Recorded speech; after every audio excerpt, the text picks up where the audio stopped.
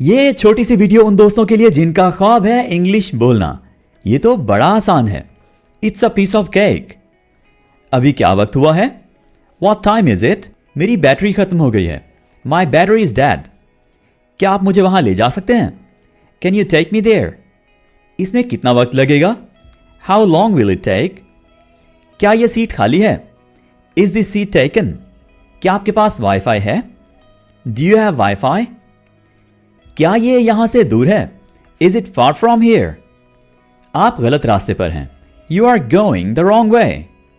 मैं अपनी आंखों पर यकीन नहीं कर सकता। I can't believe my eyes.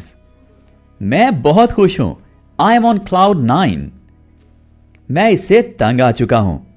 I am fed up with this. तुम मजाक कर रहे हो ना? You've got to be kidding. ये मेरे लिए बहुत मानी रखता है। This means a lot to me.